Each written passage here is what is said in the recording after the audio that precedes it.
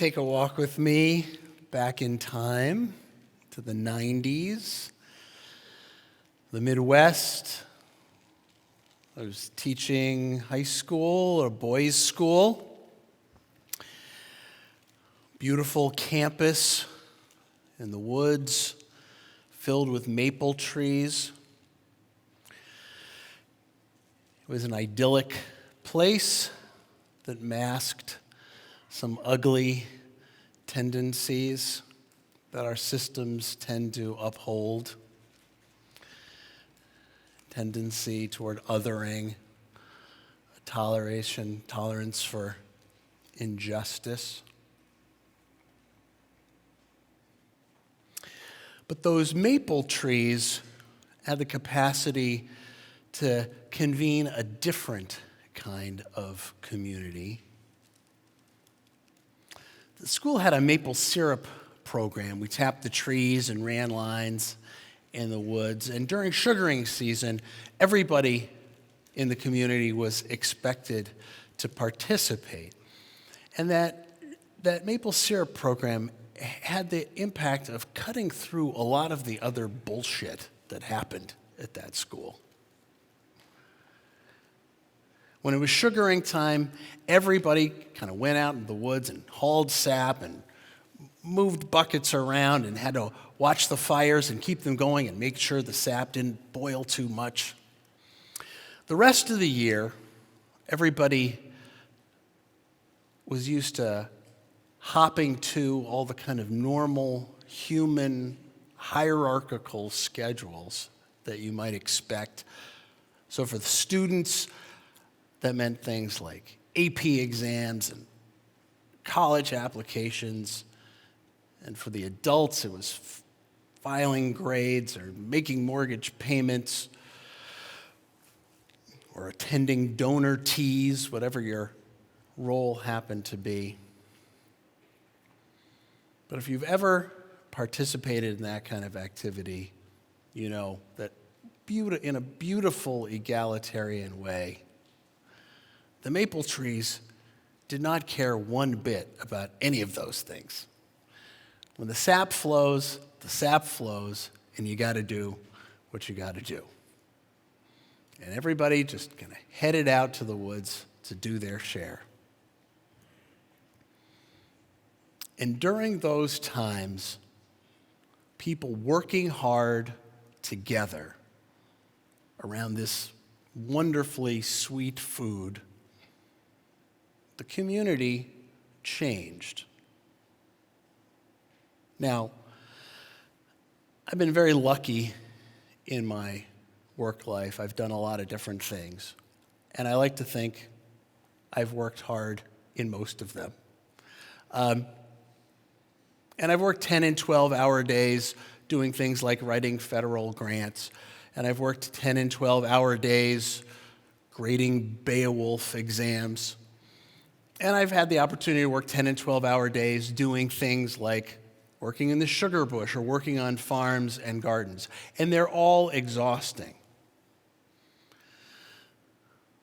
But that last kind of day has the opportunity to connect us to what sustains us and each other.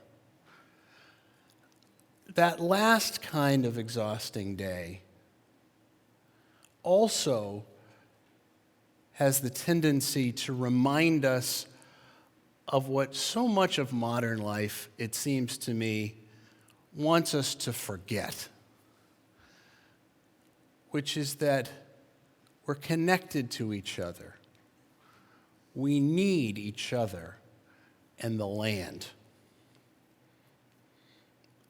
And that when we remember that, we have the opportunity to be a better kind of community and be better people than we otherwise might be. Not that the lessons always last. Back to the school. One December, I happened to be in the bookstore, and what the school did with the syrup is we would sell it as a kind of a fundraiser for special projects. And I happened to be in the bookstore where it was sold when one of my students wandered in, and he was looking to buy some for presents for his family. Now, it was December, so we had made the syrup 8 months before, and unfortunately, it was sold out. And I remember him saying, well, when are you getting more in? Now, he was a lovely young guy. His name was Brad. And, Brad was with all of us in the woods, hauling sap, boiling things, And the lesson of the sugar bush, of course, is there is no you to get more in for me. We're all in this together. But there's so many things in our lives that are trying to get us to forget that. And so Brad is no different from you or me. All of those forces had worked on him in the intervening months to get him to forget the lessons of the sugar bush. And so it is with all of us. Well, let's move forward a few years. It's 2001. I've moved to Maine. Some of those lessons I'm thinking about, and I'm excited about them, and I'm thinking about how do you make stronger communities, and can some of those lessons be applied? And I think I've got a way to do it, and trying to get people to work hard around food together. And I want to start a project, and I've been working on trying to do it. And if you've ever started a project, you know that there's sometimes a lot of things you've got to do first. Maybe it's raising money or going to meetings or whatever it is. And there can be a lot of things that feel like not the work before you get the chance to do the work. But this is the first day I actually get to do the work. And I'm so excited. And I'm going to be in a garden, in a public housing community with some teenagers. And I'm out there. And I see this very angry-looking woman coming towards me.